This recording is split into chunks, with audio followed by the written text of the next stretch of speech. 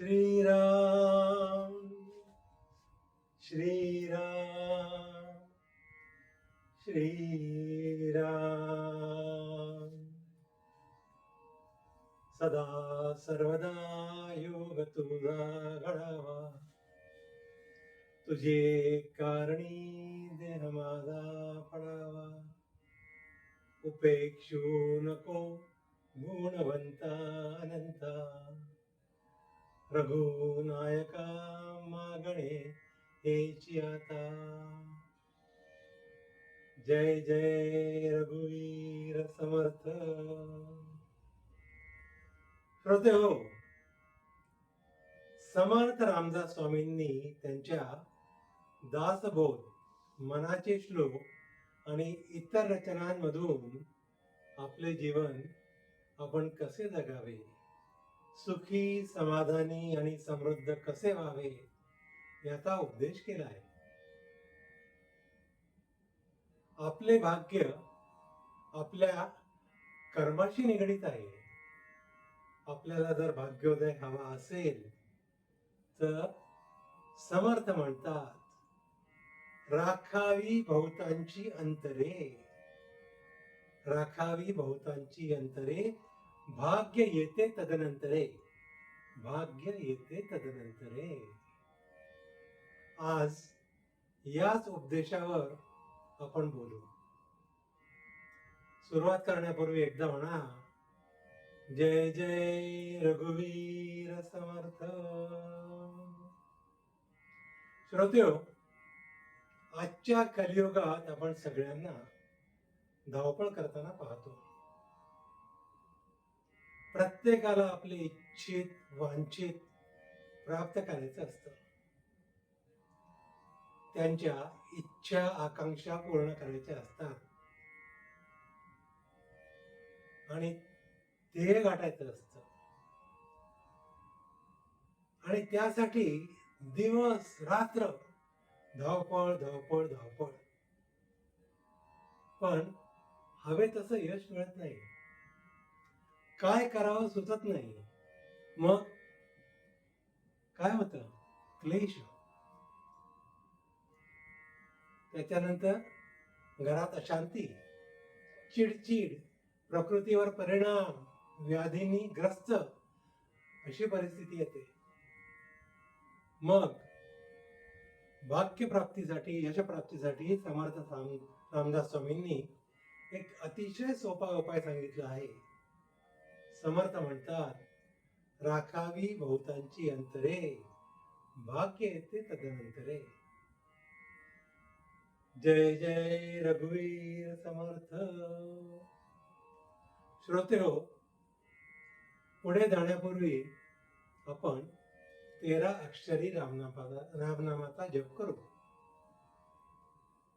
श्रीराम जय राम जय जय राम, श्रीराम जय राम जय जय राम, श्रीराम जय राम जय जय राम, श्रीराम जय राम जय जय राम, श्रीराम जय राम जय जय राम. तर समर्थांनी म्हटलं आहे, राखावी बहुतांची अंतरे.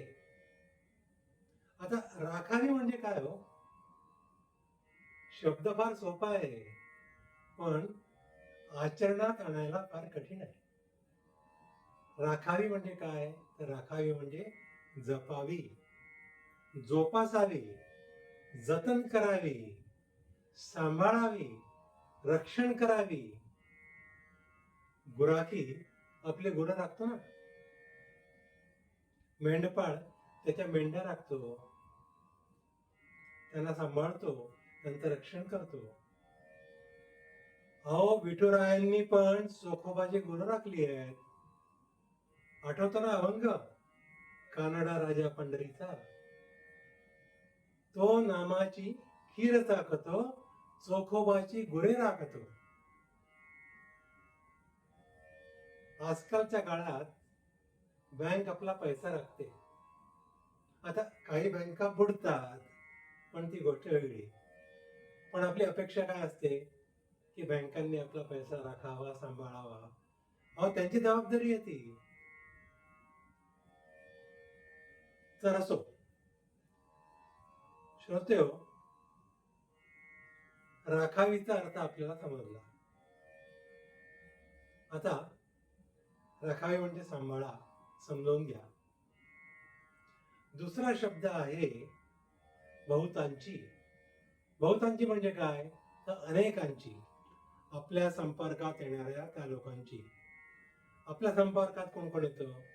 आपलं कुटुंब येतं, आपले मित्र येतात, आपल्या ऑफिसची मंडळी येतात, आपले शेजारी पाजारी येतात, आपला समाज येतो. आपण 4 ठिकाणी जातो, 4 लोकांशी बोलतो, संवाद साधतो, संपर्क करतो, तेव्हा ही सर्व मंडळी येतात आणि ही सर्व मंडळी अनेक आहेत, पुष्कळ आहेत, म्हणून बहुतांची, अनेक लोकांची. तर समर्थ म्हणतात राखावी बहुतांची अंतरे. आता पुढचा शब्द आहे अंतरे. तर अंतरे म्हणजे काय माहित आहे? अंतरे म्हणजे काय? अंतरे हा शब्द आपल्या अंतर्मनासाठी आहे, आपल्या मनासाठी, आपल्या आपल्या हृदयासाठी आहे. मन म्हणजे अंतर.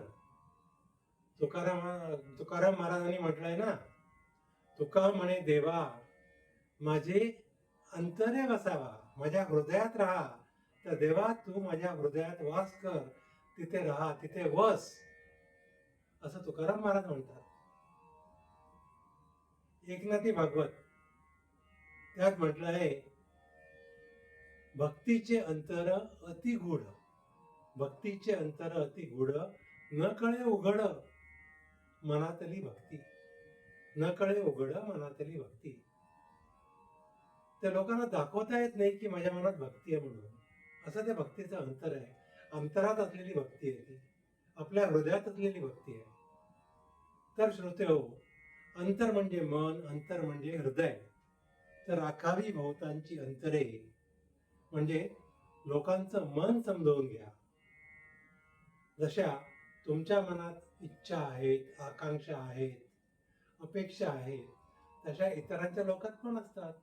त्यांच्याही मनात इच्छा असतात, अपेक्षा असतात, आकांक्षा असतात. तर त्या तुम्ही समजावून घ्या. त्यांच्या जागी स्वतःला उभं करा, तेव्हा त्या आपण समजू शकतो. आणि त्या एकदा समजल्या की मग आपण म्हणू शकतो की आम्हाला त्यांचं मन समजलं, आम्ही त्यांचं मन राखतोय. आणि याला इंग्रजीत म्हणतात एम्पॅथी. म्हणून राखावी बहुतांची अंतरे. मग हे झाल्यावर काय होतं? तर समर्थ म्हणतात भाग्य येते तदनंतरे. त्याच्यानंतर तुमचं भाग्य उदयाला येतं. आता तुम्ही सगळ्यांची मनं राखली, सगळ्यांच्या बरोबर तुम्ही मिळून मिसळून राहिलात, त्यांना तुम्ही समजलात, ते तुम्हाला समजले, आणि जेव्हा हे साध्य होतं तेव्हा भाग्य उजळतं. त्याचं कारण असं आहे श्रोते हो, की भाग्य आणि कर्म हे दोन्ही एकमेकाला संलग्न आहेत. तुमच्या कर्माप्रमाणे तुमचं भाग्य तयार होतं. तुम्ही चांगलं कर्म कराल तर तुम्हाला चांगलं फळ मिळेल. आपल्याकडे म्हण आहे ना, जसे पेराल तसे उगवेल. तुम्ही चांगल्या गोष्टी केल्या, कोणाला दुखावलं नाही, कोणाचा अपमान केला नाही, कोणाला इजा पोचवली नाही,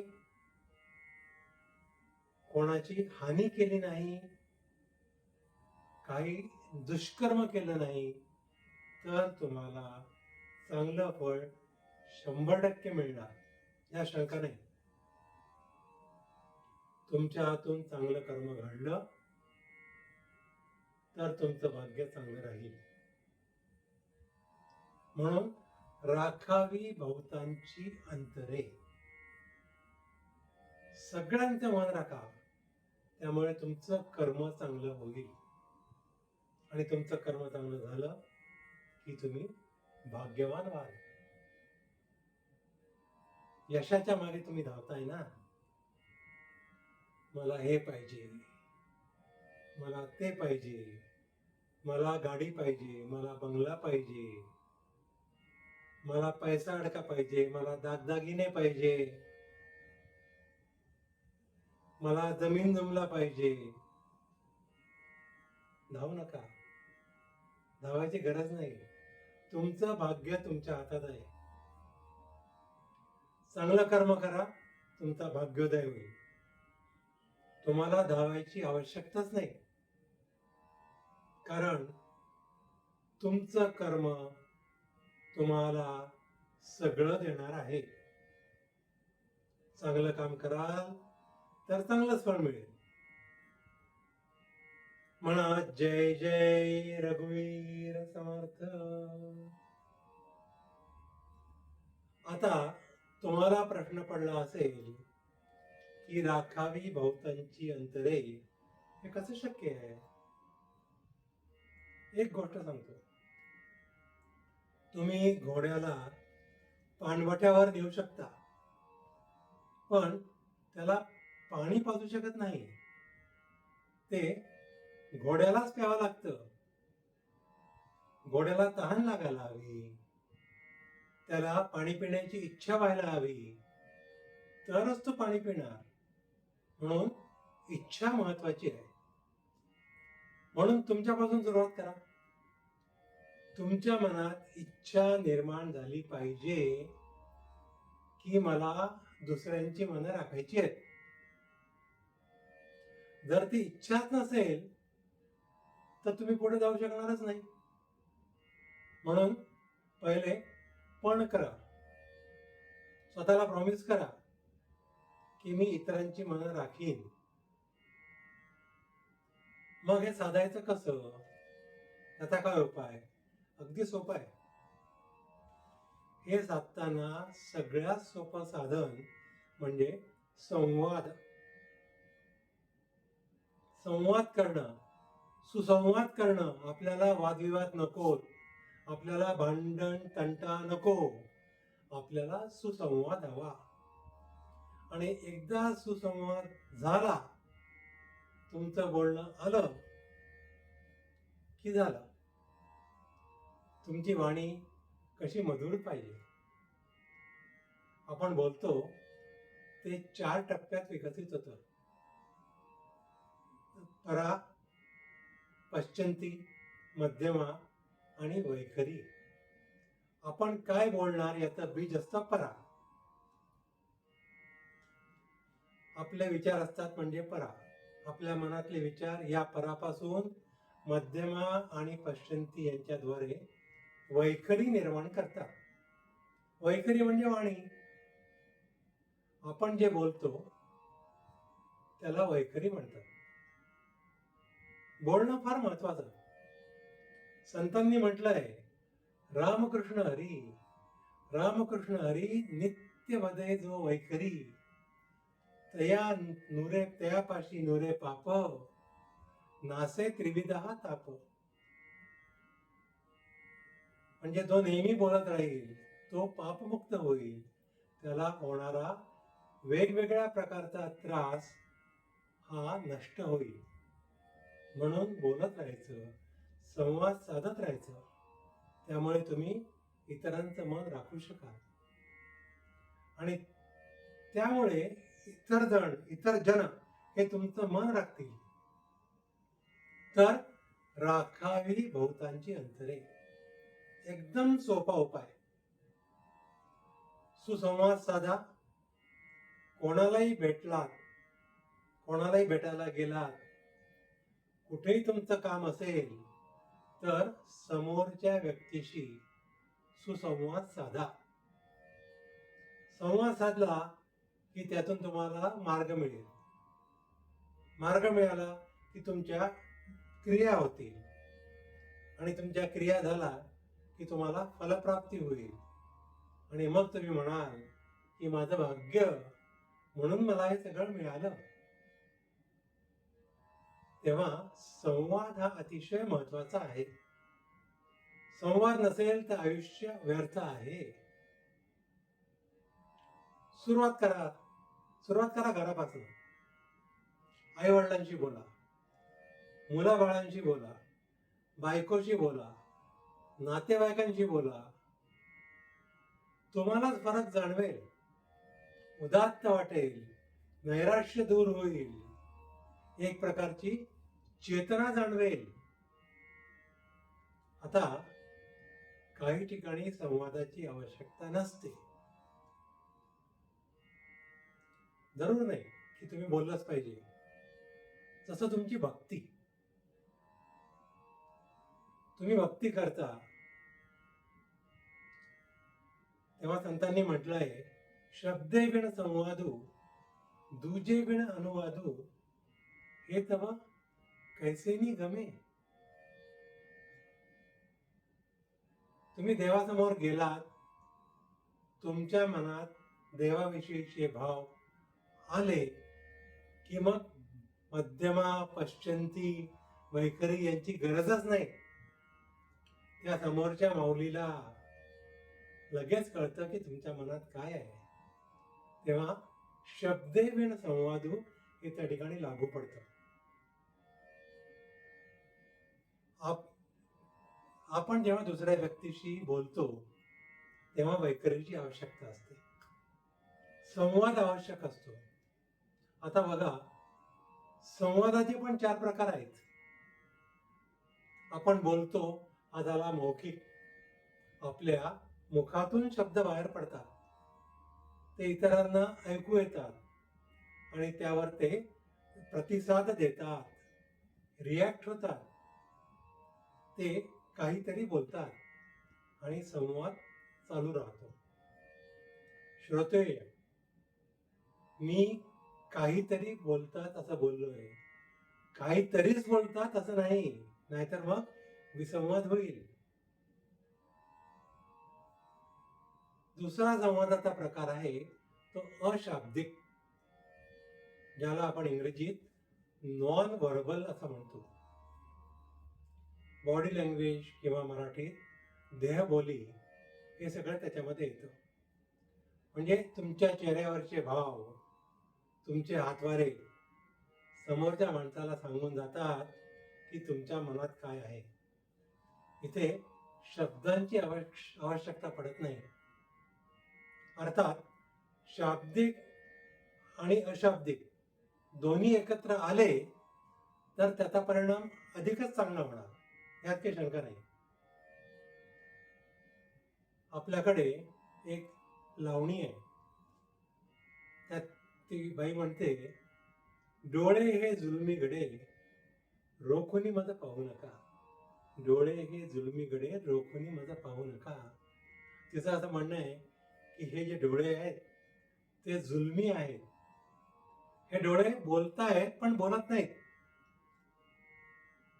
संवाद साधतायत. श्रोते हो, मनुष्याचे डोळे हे त्याच्या मनात काय आहे ते सांगतात. आपण म्हणतो ना की डोळे कधी खोटं बोलत नाहीत, हा त्यातला प्रकार आहे, अशाब्दिक प्रकार. तेव्हा तुम्ही तुमचे शब्द वापरताना त्यासोबत तुमच्या चेहऱ्यावरचे भाव, तुमचे हातवारे हे सगळं अनुसरून त्याला हवं. तुम्ही हात उगारून माझं तुझ्यावर प्रेम आहे असं नाही म्हणता येत, आणि ते योग्य पण नाही होणार. संवादातला तिसरा प्रकार आणि तो आहे लिखित. एक काळ होता, आता सगळे ईमेल वगैरे आले, पण एक काळ होता की पहिल्यांदा लोक लिहायचे, पत्र लिहायचे, काहीतरी लिहून काढायचे. श्रोते हो, त्या काळात प्रेमपत्र पण लिहिली जायची. शशी कपूर आणि साधना यांचा एक चित्रपट होता, प्रेमपत्र. संगम सिनेमात ये मेरा प्रेमपत्र पढ़कर तुम नाराज ना होना असं गाणं होतं. फूल तुम्हें भेजा है खत में, ये फूल नहीं मेरा दिल है, असं सरस्वती चंद्रमध्ये पण गाणं होतं. अशी गाणी फार लोकप्रिय होती हो तेव्हा. तर तुम्हाला जो संवाद साधायचा आहे तो तुम्ही लिहून देऊ शकता. आणि शेवटचं जे आहे त्याला आपण म्हणू दृश्य. आता हे दृश्य म्हणजे आजच्या काळातलं ऑडिओ व्हिज्युअल. रामभक्त हनुमान सीतामाईला भेटायला शोधत शोधत लंकेला गेले आणि अशोक वाटिकेत ते पोहोचले. तिथे त्यांना सीतामाई दुःखी, कष्टी, चेहऱ्यावर काळजी अशी दिसली. मारुतीनं रामस्तुती म्हणायला सुरुवात केली.